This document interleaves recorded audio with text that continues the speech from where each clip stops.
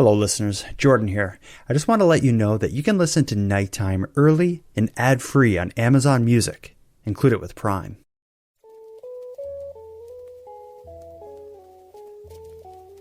You are listening to Keep Canada Weird, a weekly weird news roundup by the Nighttime Podcast.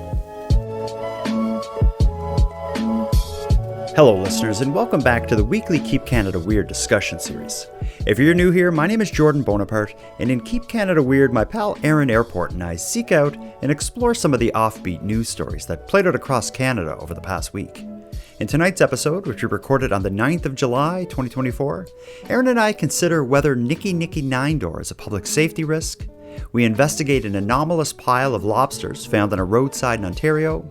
We infiltrate the secretive Garden Gnome Restoration Society, and we laugh at the criminal in BC who puts the arse in arsonist. So let's get into it.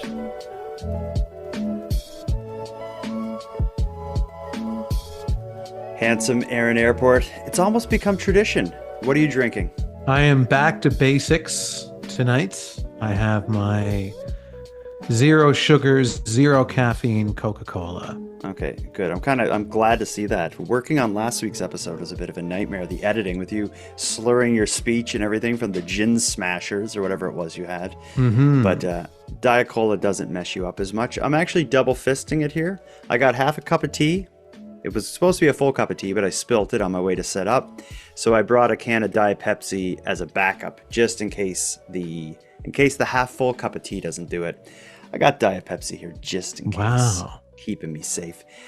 Anything new? Anything you want to talk about? Have you done anything interesting in the last week? Yeah. Actually, I do have something of interest to report that I think you'll find very interesting. Okay. I was in Toronto on the weekend. Now, is there anything you'd like to... Was anyone special there with you? Well, Randy Stonewall was there. Mm-hmm. I was there. We've been friends for about 100 years. Is this our first vacation together? It depends on if you consider some of the bars that we played maybe off island, as vacations. No, when you're talking about when the band was touring, no, that was work, man. We did not have any fun back then. No, I hated our music. I hated playing together. Yeah, you're right. So this was our first actual vacation. We had a great time together in Toronto with our bestie, Randy Stonewall. For me, if I think of highlights, I'm going to say renting scooters, the little electric scooters. Yeah. And we went for 2 days in a row. We went for very long scooter rides, which was a great way to see the kind of disturbing city of Toronto. Yeah, they're electric scooters. So we're not exhausting ourselves by trying to create the energy and force needed to travel with our feet. We were just holding in a little button and zooming around the city at 20 kilometers an hour. I was going at about 30. That's illegal. So it was a blast. We had a great time, and it was dipping our feet into the idea of maybe some kind of Canadian Keep Canada Weird tour / pub crawl. We may hear about that a bit more as we go tonight, because I think we may have a voicemail about it.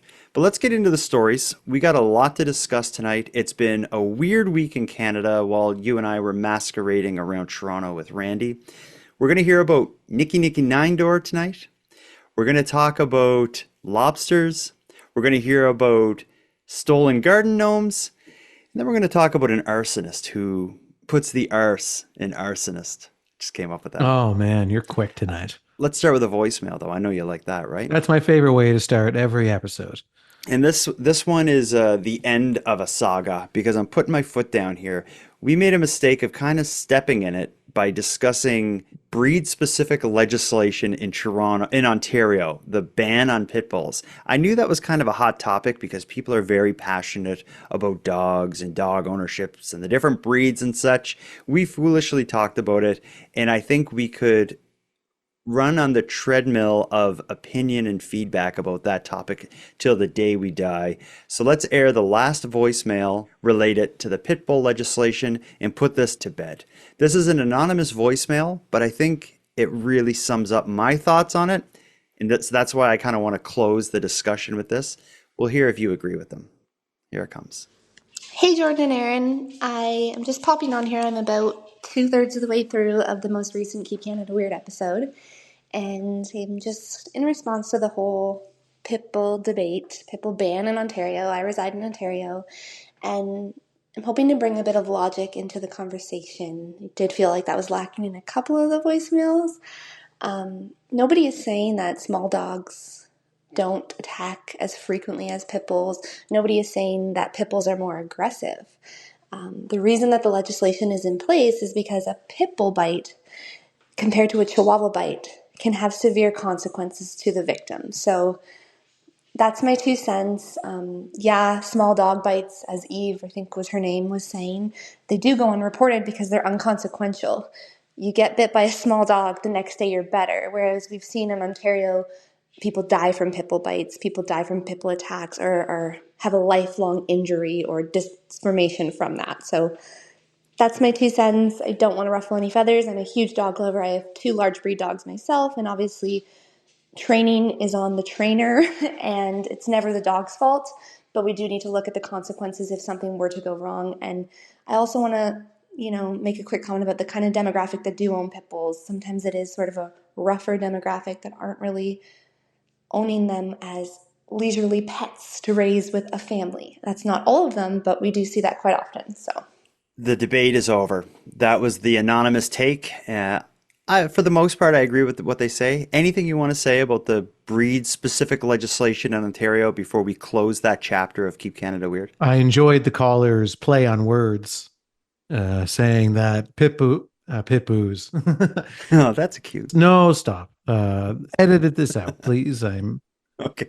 I am crumbling at the seams. I enjoyed the callers play on words when they said that pit bulls were generally owned by a rougher crowd. Oh, I wonder, that went over my head. I wonder if it went over theirs, but good catch. Mhm.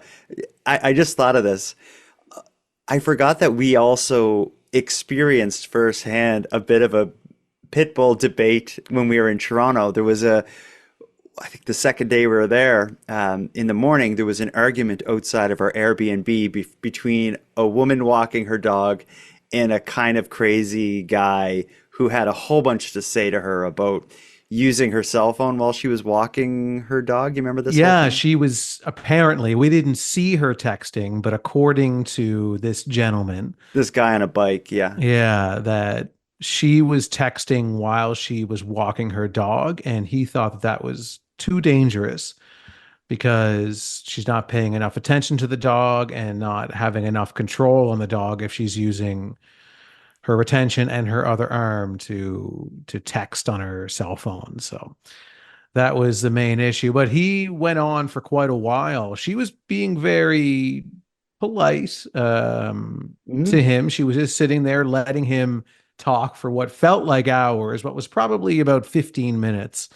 Yeah, I would say a good 15 to 20 minutes about just about his thoughts on dogs and dog handling and dog ownership. And it kind of started as an argument, but then as it went on for 10 or 15 minutes, I was thinking like, wow, she's so patient. I would have walked away from this guy so long ago. Hmm. It was just one of the million kind of little random encounters with eccentric people we saw during our time in Toronto. Yeah, we saw some innocent interactions with those eccentric people, but then we also saw some very aggressive interactions. You were Uh, witness to a violent incident. yeah, Randy and I had witnessed a very violent interaction with 2 gentlemen outside of the Eaton Center in downtown Toronto. They did not sound like gentlemen. They sounded They like might have vicious men. started as gentlemen and ended as warriors, but it was graphic. But let's just say Toronto left an impression on us. And next time I go back, I'm bringing pepper spray. I'm bringing bear spray. Let's get into the story. Since we're talking about like crime and dangerous events that like what we saw in Toronto, let's move on to something rather disturbing.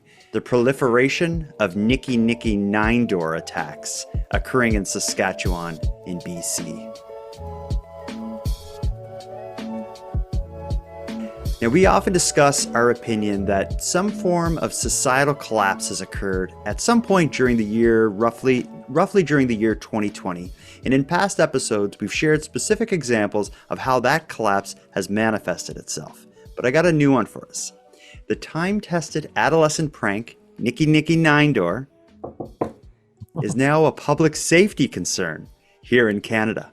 On July 5th, the Moose Jaw Police Service tackled this issue head-on by releasing a press release or a media release.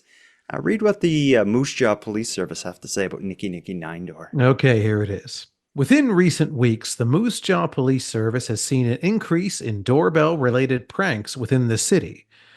The prank, commonly known as Ding Dong Ditch or Nicky 9 Doors, they pluralize doors when they say it. I never heard it like that. It's always been Nicky 9 Door. Which also, neither example makes sense, but yeah, I've always known it as Nicky 9 Door. Yeah, so they pluralize doors, but anyway, I thought that was interesting. It's not, but I thought it was. The prank, commonly known as Ding Dong Ditch or Nicky 9 Doors, involves a person ringing the doorbell of a private residence and then running away before the door is answered. Reports of this prank have occurred in the late evening and in some instances, the early morning hours. Persons found committing this action may be given a warning, but serious consequences could occur for repeat offenders, such as being criminally charged. The Moose Jaw Police Service asked citizens to refrain from performing this prank on residences. We are encouraging parents to talk with their children about the ramifications of performing this type of prank. Residents are asked that if they are witnesses or victims of this prank being performed or have any information to the recent spike in incidents to immediately contact Moose Jaw Police Services or Crime Stoppers. Yikes. That's pretty serious, right? Well, they're taking it very seriously. It was always one of those pranks when I was young that was leaned on the innocent side of things that you could get up to as a kid. Yeah, Nicky 9 Door is a step down from egging a house, certainly. Yeah, or Nicky house fire, or Nicky knife murder, or, you know. What about the old, bag of poop that you light on fire, like dog poop in a paper bag, and you light the bag on fire, knock on the door, and take off? Was that a thing in your part of the world? We did it once. Yeah, we did do it once. Okay, yeah, I'm pretty sure we've done that a few times. I've certainly done my share of Nicky 9 Door, singular. Yeah. Never heard of it as Nicky 9 Doors. No, what was the other name here? Yeah, Ding Dong. What is it? Ding Dong Ditch. That name makes more sense than Nicky 9 Doors. Yeah, I thought so as well, because that's exactly what it is. Nicky 9 Door. It doesn't make any logical sense as far as the words go, but I actually did a bit of Googling today to figure out the etymology or whatever, like the history of that word. And it seems like there's some religious ceremony in some other, or religious event in some other part of the world that Nicky 9 Door seems to have come out of. And the name of that religious event starts with an N, and maybe that's where it came from. I don't know. But certainly growing up, we did it. We called it Nicky 9 Door. But you and I agree that the world is nuts right now, right? Parts of it, yeah. This is certainly not the time to be screwing around playing Nicky 9 Door. There's a story we missed back in February of this year, actually February 14th on Valentine's Day, that took place in Abbotsford, BC. And I wonder if this is why the police are now so concerned about Nicky 9 Door. Listen to what happened when an 85-year-old man in Abbotsford, BC had someone bang on his door and take off. Disturbing video, this vehicle barreling towards 3 teens. It was hard to even fathom. The commotion of the crash, rattling neighbors.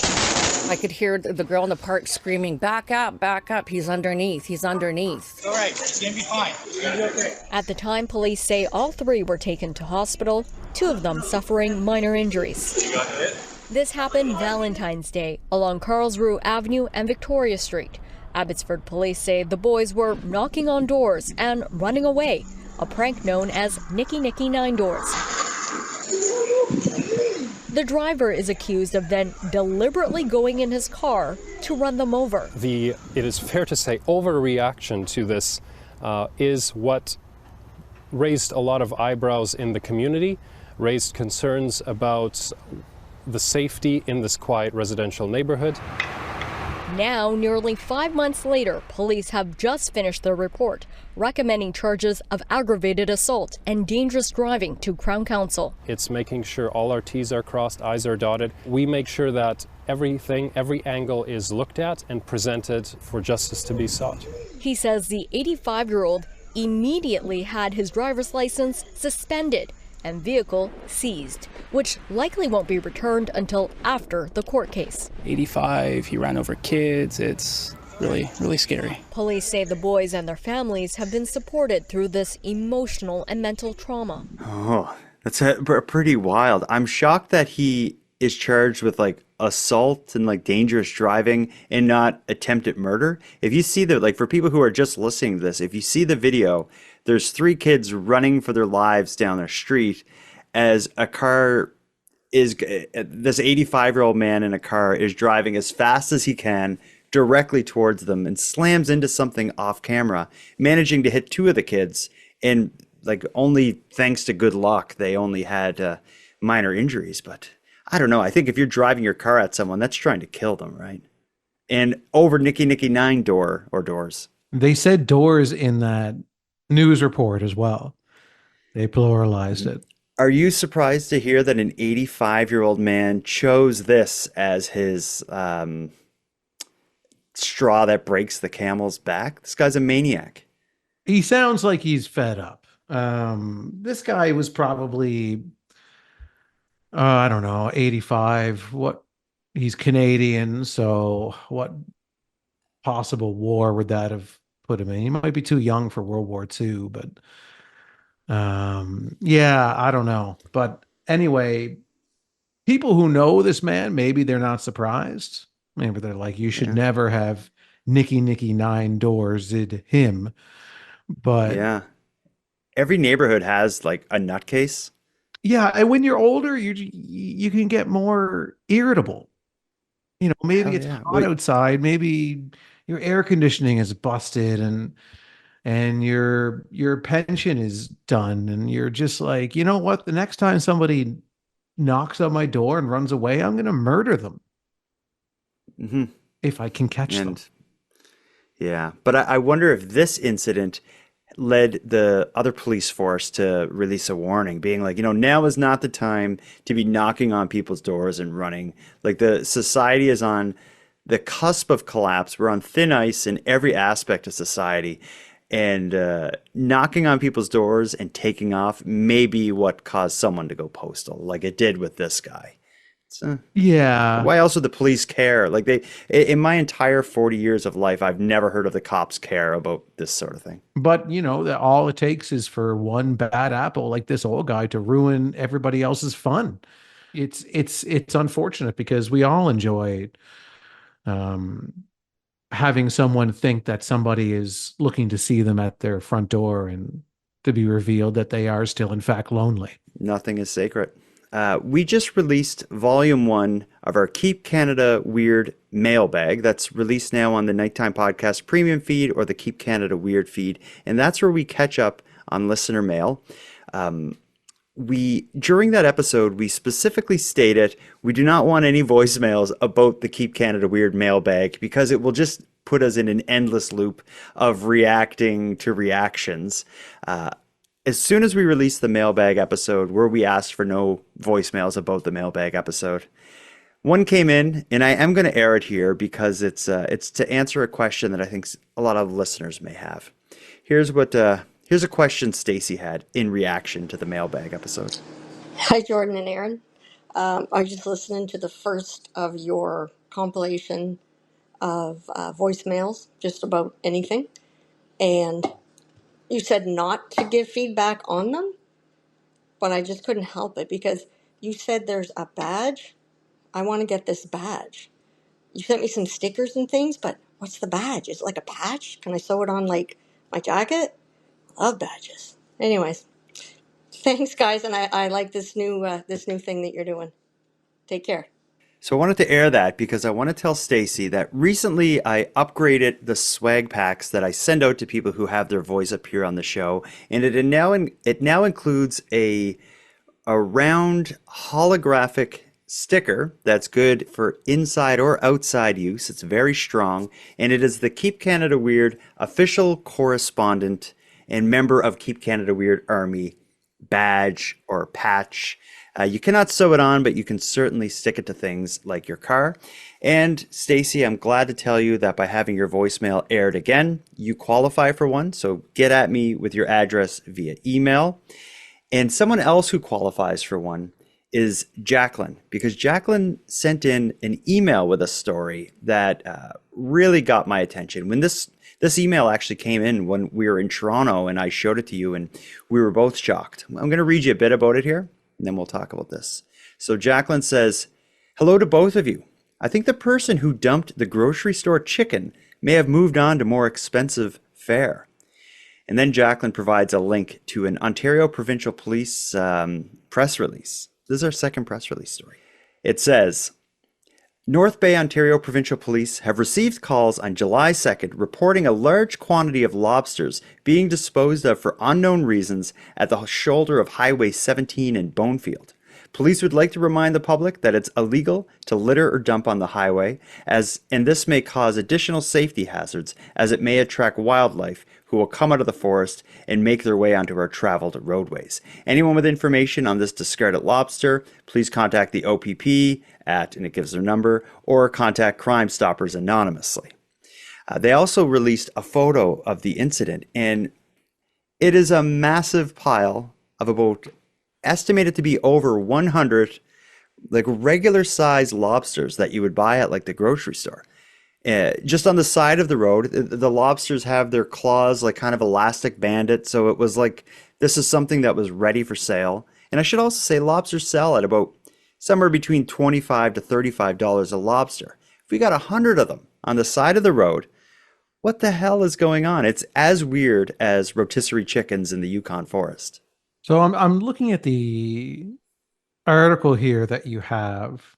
It doesn't say, I don't think, that if the lobsters were alive or if they were dead. Yeah, I'm guessing if they had their claws elastic banded, they would have been alive. Usually that's how you see them when they're alive. They have the elastic bands on the claws, but which made me think if these were cooked lobsters, they wouldn't have the bands on them. No, you wouldn't cook them with the bands on. So whether they were alive or dead on the side of the road, they were uncooked lobsters because they had the bands. Well, I'm only assuming. I'm not a big lobster eater. I've never cooked lobster. I don't really like lobster, but You definitely would take the elastic band off. I know that would much you? about Yeah, it. I assume you would, but I'm speaking again, as usual, from complete ignorance. And even if they were alive, if you had I don't know, a truck full of live lobsters and you dropped them off on the side of the road, how long would they live for? Like they need to be in the water. Yeah, so okay, so now we're on the assumption now that these are live lobsters. That makes the mystery even more curious. Maybe there was something unusual or wrong with them. Mm-hmm.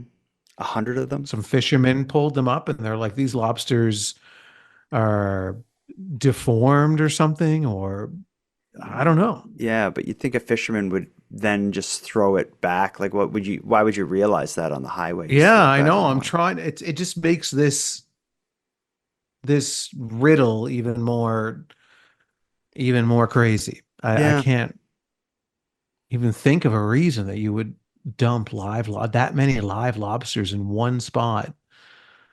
Um, yeah, I don't know. Yeah, and I just think it's really unique that two stories like this played out in such a short period of time, like the rotisserie chickens in the Yukon, and now this. I can't think of any other story that we've covered on Keep Canada Weird that I could kind of put in the pocket with these two. Okay, here it is. Maybe somebody was going to visit a city like you and I did Okay. in Toronto this past weekend. And you know how you and I rented electric scooters Hmm. and drove around the city. So somebody's probably in this city and they're going to a party and they're like, you know what? I'm going to be the life of the party and I'm going to show up with 100 lobsters, but I can't walk there with 100 lobsters, whatever. No Uber or taxi is going to let me in their vehicle. with that many stinky lobsters. So what I'll do is I'll get a really big bag that'll fit, 100 lobsters in them, put them on my back, rent an e-scooter, and pick them up, and then drive the e-scooter to the party. And then they fell over from the weight of the lobsters, loses his balance on the e-scooter, tips over. The lobsters spill out of the bag onto the side of the road, and then the person is knocked Well, out cold. I think when they lift up all those 100 lobsters, they're gonna find like a dead guy in a scooter underneath them. Yeah. Let's move on to another one here. I don't think we're going to solve the mystery of the decomposing lobsters anytime soon. But if anyone out there has any other stories about anomalous piles of food appearing in unexpected places, please let us know about it, because I like this new thread of stories.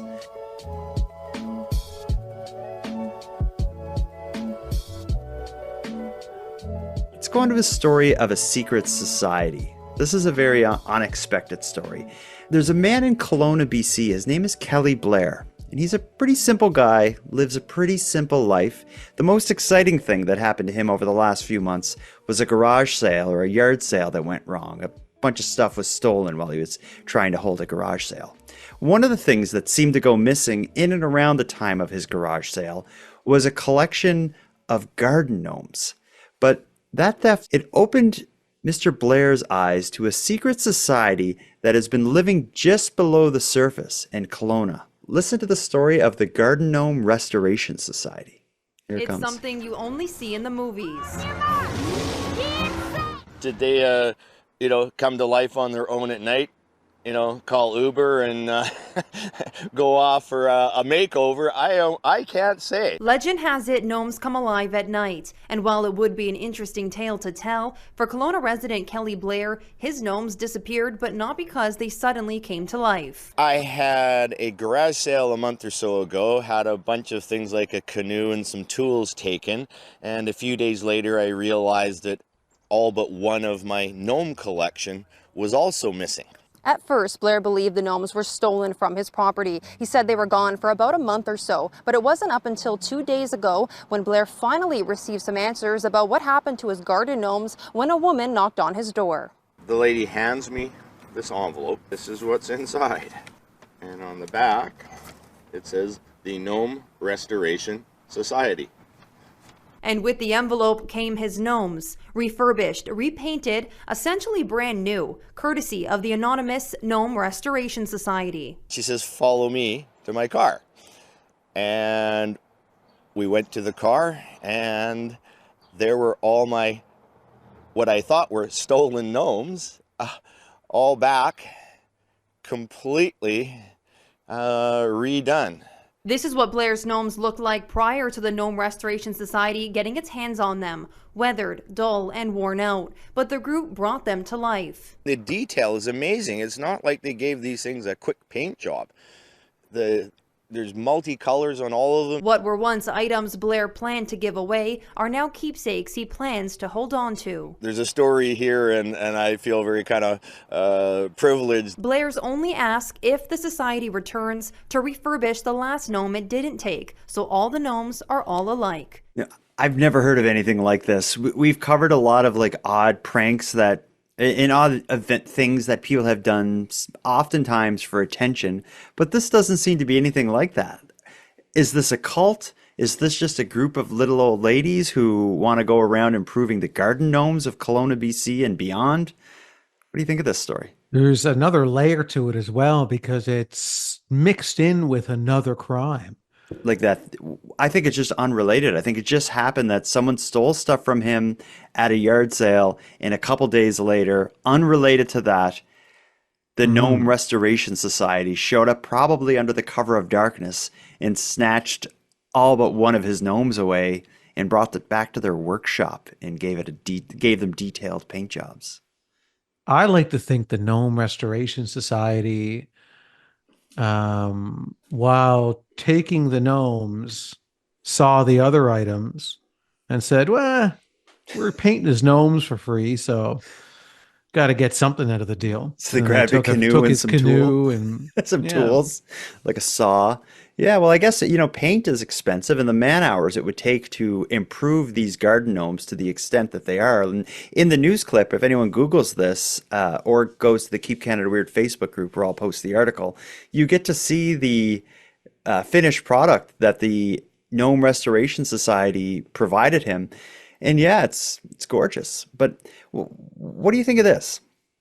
The society shows up at his house, knocks on his door, and passes him the envelope. He opens it and they're like, come to our car, which is kind of creepy. He goes to the car and gets them.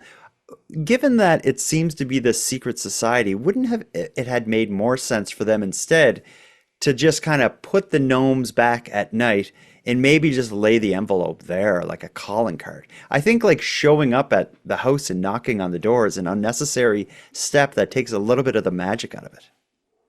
It's the ego of the Gnome Restoration Society. I thought the They same. cannot do an anonymous good deed. Mhm. They need to be recognized for their good deed, and they want to basically bathe in the glory of restoring these gnomes. I wonder, does it like do you think it takes the magic out of it? Because I love the story, but that one piece of it I thought is kind of weird. Unless if you were going to do that, if you were going to knock on the door, you should show up like in costume so he can't see your face. You shouldn't say a word. You should just pass the envelope. Yeah, they should be in like black spandex suits and Guy Fawkes masks, Yeah, like anonymous. You knock on the door, and when he answers, he's like, "What do you want?" And you just pass the envelope. We're here to return your gnomes. Like just in the voice disguised, like, And you have to choose if you're going to follow them or not. You walk behind them to their car, they pop open the trunk, and all your gnomes are there. And you just leave a complete mystery behind. And I think that's how it should be. Yeah, it's also very, very interesting that they just assume that this person wants their gnomes restored and painted. And, Thomas C says in the chat, like, what if I like my gnomes old and weathered looking? Well, I don't know if that would be vandalism or theft or what, but like they are rolling the dice by doing this. I don't think a judge would throw the book at them, but there is some risk. I wouldn't be doing this. Well, there would definitely be risk if they went to an 85-year-old man's house and then he tried to run them over with his car. Yeah, it's a good point. Yeah, do his gnomes. Yeah, try and paint anything that he owns. It reminds Hey, mister, can I paint your fence? I'll kill you. Yeah. Reminds me of the Chris Farley skit. I'm a big Chris Farley from Saturday Night Live fan. And there's this one skit that's like, it's a behind the scenes look at hidden camera ads. And they're like, it's when hidden camera ads go wrong. And they show this clip of Chris Farley's like sitting at a restaurant with like his wife or something. And someone says like, how did you like your tea, sir? And he's like, it was really great. And then they say, well, it was actually, they say some brand like of instant coffee. Oh, yeah, I remember this sketch. Sir, do you realize that you are not drinking regular coffee, but Colombian decaffeinated coffee crystals? What? I said you're drinking Colombian decaf coffee crystals.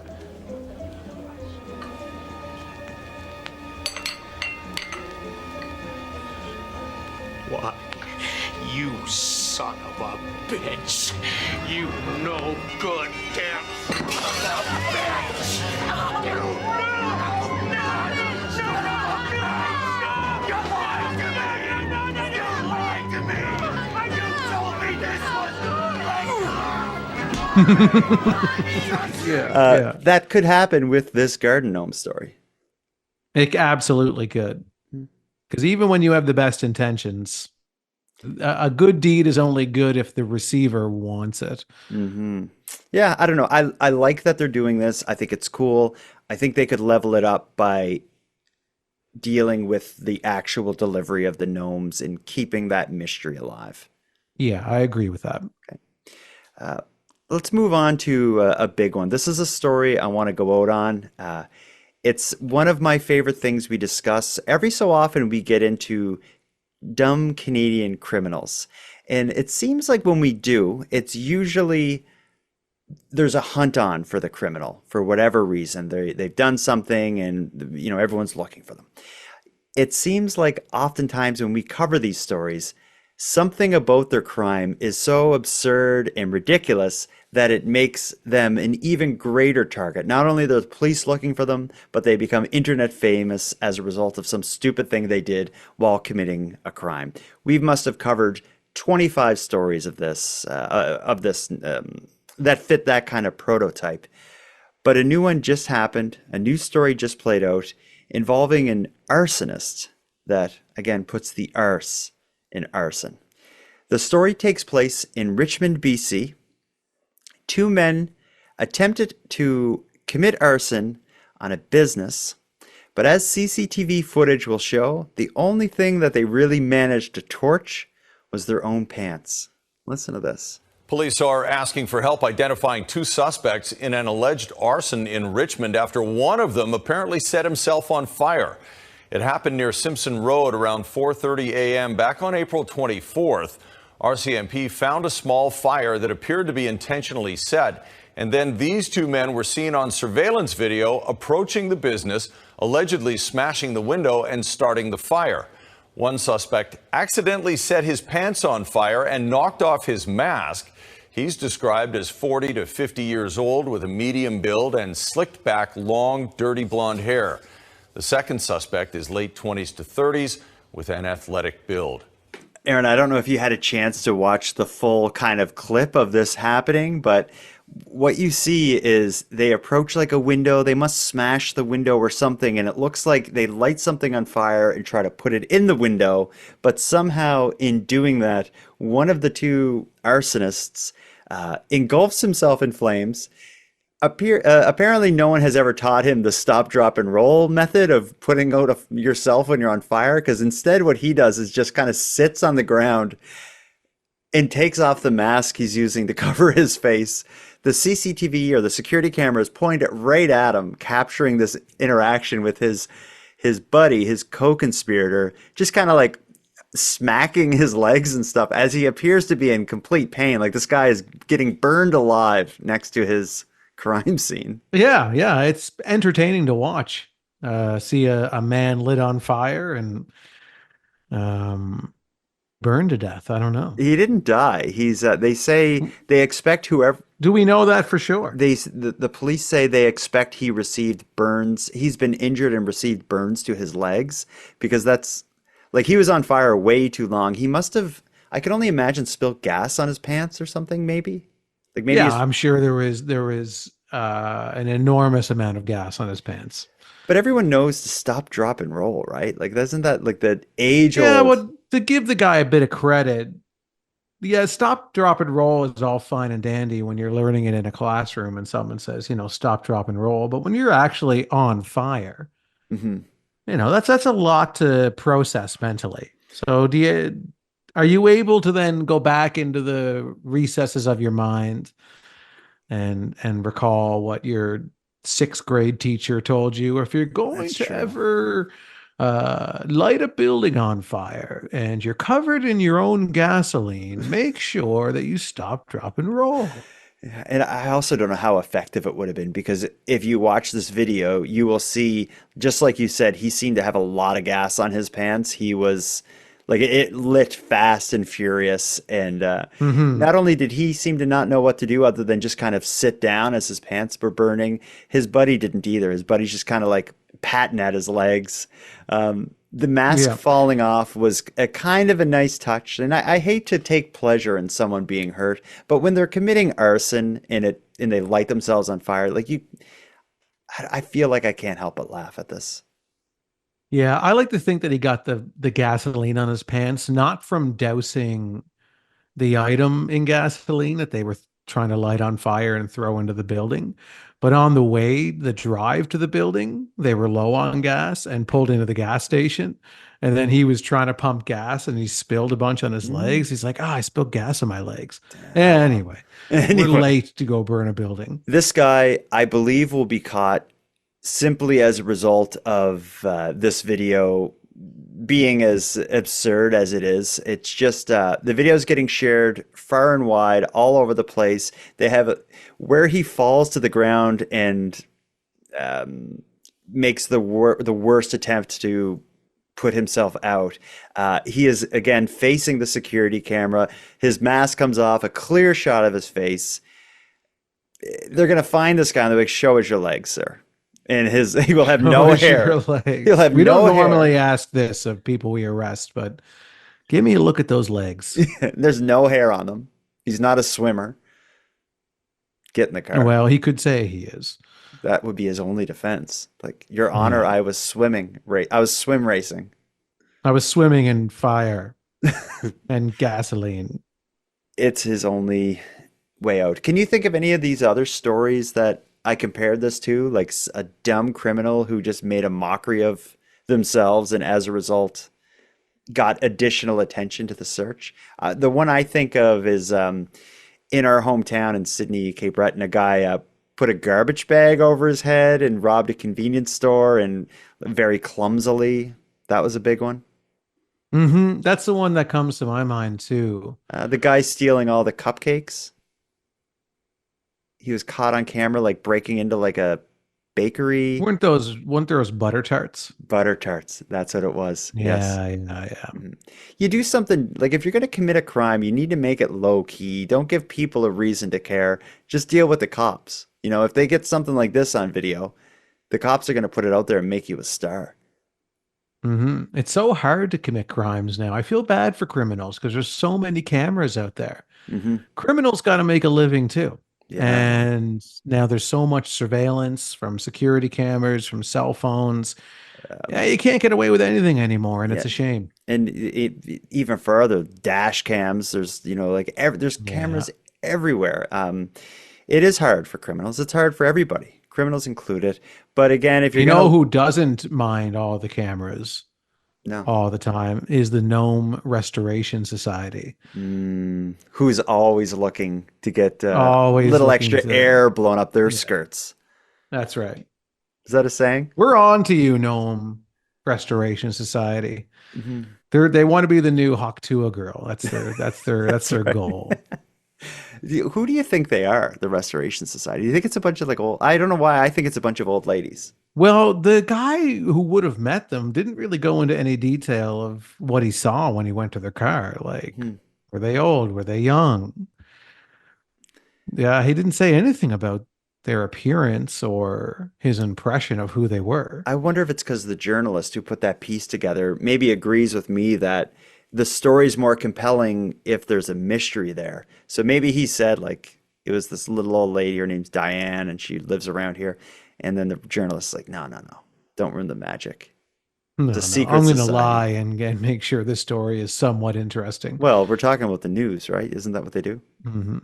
Yeah, they fabricate. The fake news gnome media. Fake gnome news. The fake gnome media is who's covering this story. Yeah. I got us a voicemail I want to go out on. This is Jessica, who again will qualify for a Keep Canada Weird correspondent badge as a result of this. Jessica is reporting on the animal uprising, but it's a report from Texas, and it involves what Jessica believes may be some kind of naval operation being conducted by the animal forces. What do you think of this? Hey, Jordan and Aaron. This is Jessica here from Texas with an unsettling report about the animal uprising. It seems the animals are forming a naval force. Last week, a couple on South Padre Island here in Texas were attacked by a shark while celebrating Independence Day. I'm not sure why I looked at the pictures, but this woman lost her whole calf during this brutal assault. Was this a lone renegade or a first look at the animal uprising Navy? Either way, the message was clear. You may celebrate independence today, but remember who the real overlords are. Thanks. I think the part of this that is chilling is not the lost limb from the shark attack. It's that it happened on Independence Day. And we talk about the animal uprising with an idea that the animals are trying to take their place back on Earth as the apex predator and take over.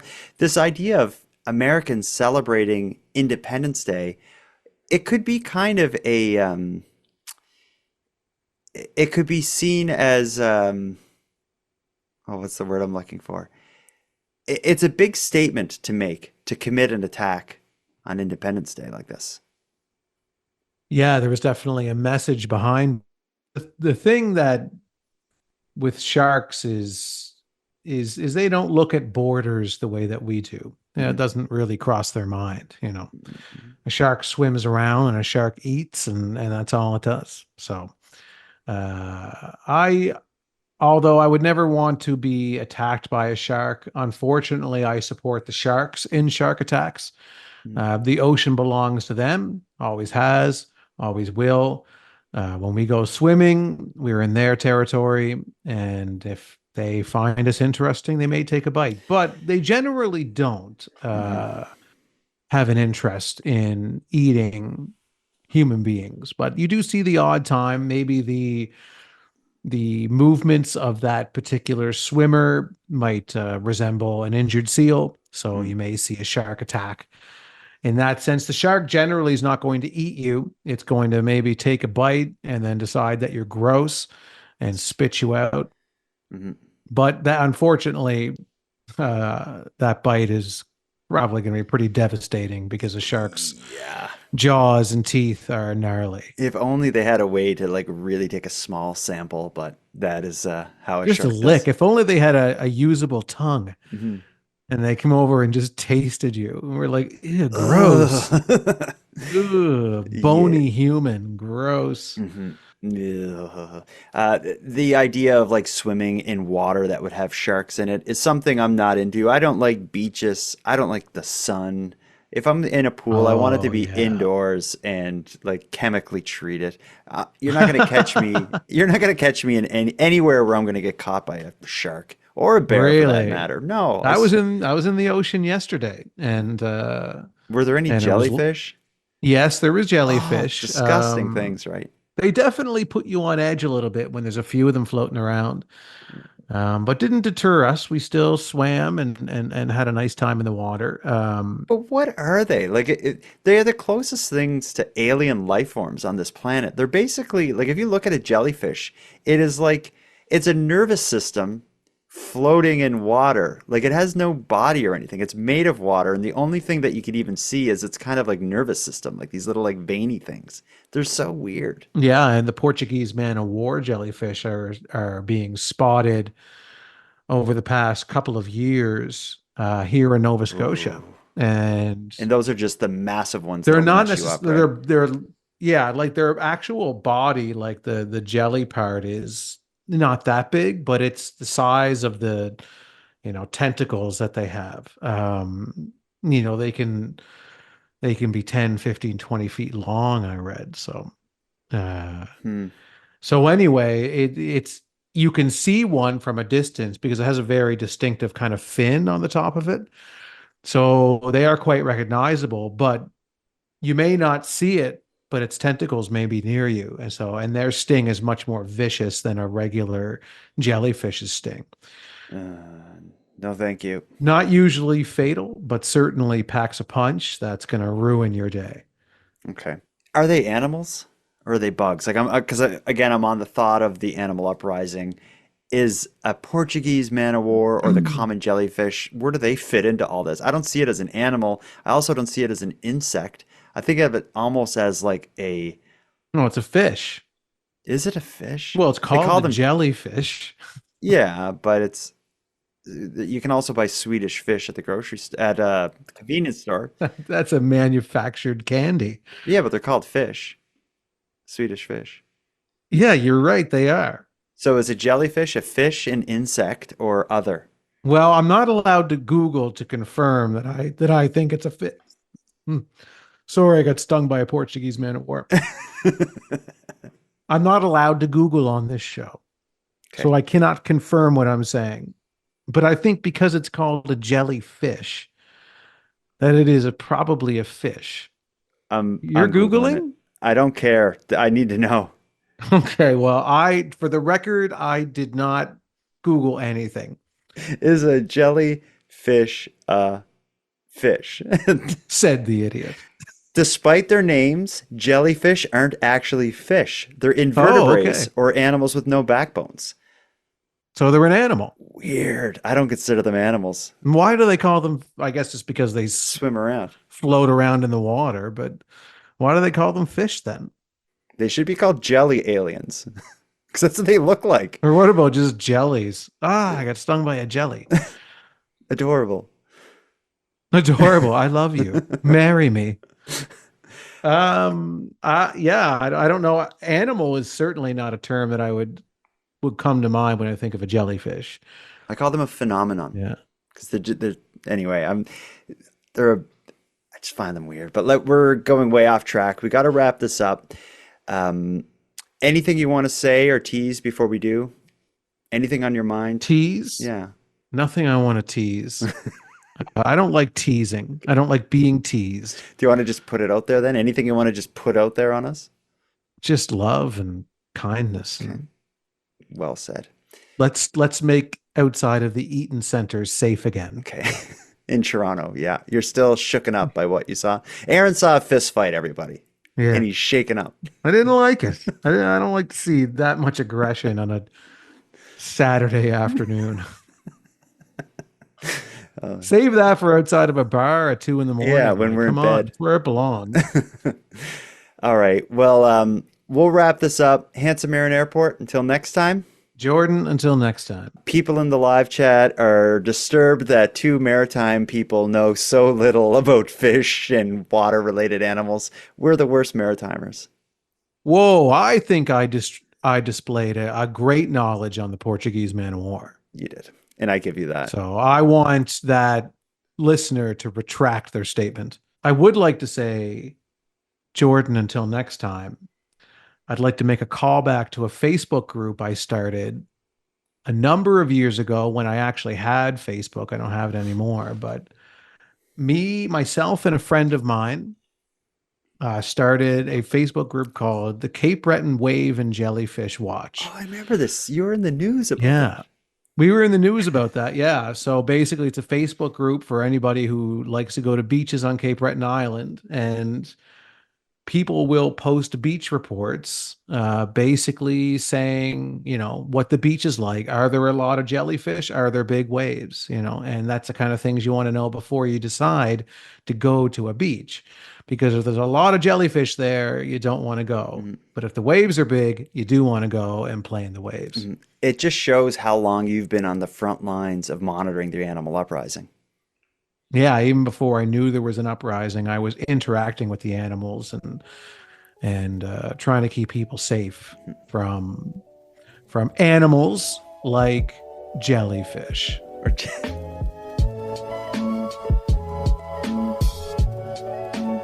I want to thank you for helping Aaron and I fulfill our mission to keep Canada weird, but let us also call out to you for even greater support in this. If something weird happens in your neck of the woods, make sure you let us know about it. Or if you have any thoughts, theories, or opinions on anything we discussed tonight, we want to hear that too. The best way to reach us is by sending a voice message using the built-in app that can be found at nighttimepodcast.com/contact. And to sweeten the deal a little bit, if your voice is aired on the show, you qualify for a free Keep Canada Weird swag pack. So once you hear your voice message played, all you got to do is email me at nighttimepodcast@gmail.com, give me your mailing address, and I'll have something out to you right away. We're very excited to hear from you. Now, before we part here, let me end with some thanks. First, a big thanks to Aaron for sharing another evening with me and with you, the listeners of Nighttime. A shout out to the internet's favorite cult leader, Unicole, who provides our intro and outro voiceovers, and Monty Data, who provides the outro version of O Canada. And then lastly, but most importantly, a massive thank you goes out to each and every one of you listening, as without your interest and your support, this show would be as pointless as it would be impossible. On the topic of support, let me thank the newest premium feed subscribers. Rochelle, Ingrid, and Aaron, thank you for your generous support. And for anyone else who'd like to support the show, you can do it in a variety of ways. First of all, the premium feed subscription only costs a couple dollars a month, and that money will fund the creation of new episodes. But the premium feed also gives you those episodes 2 days early, gives them to you ad-free, and gives you access to a full back catalog of episodes. You can go premium right now at patreon.com/nighttimepodcast. And even if you don't want to go premium, you can still support the growth of the show by simply sharing this episode on social media and letting all your like-minded friends know why they should listen. Your support is very much appreciated. And until next time, take care of each other, hug your loved ones tight, and let me know if you see anything weird. Keep Canada Weird is written, hosted, and produced by the Nighttime Podcast. And now to our viewers and listeners everywhere. Good night. Before we end here, we got to talk about what our story of the night is. I think I usually go first. We got to choose between the Nicky 9-Door Chaos, the Lobsters, Kelowna's Garden Gnome Restoration Society, and the Arsonist, who smoke their own stash. Is that how I put it? I love the Garden Gnome Society, but I'm going to go with the Arsonist getting instant karma, aka smoking their own stash, also known as lighting themselves on fire and getting in the news for it. That's the kind of weird news story that I think when I see that, I stop what I'm doing and think, what the hell's going on here? That's my story of the night. Yeah. I really like the lobster story because there's such a mystery around it. We really couldn't even begin to solve it. No, and it's rare that you get stumped where you really take a minute to come up with... Even to come up with a theory, yeah. Normally I'm pretty quick to come up with a ridiculous theory that would explain why somebody would do something so stupid. But I was having a hard time. I was grasping at straws on that. There's no logical reason for there to be 100 lobsters on the side of a highway. I agree. Yeah.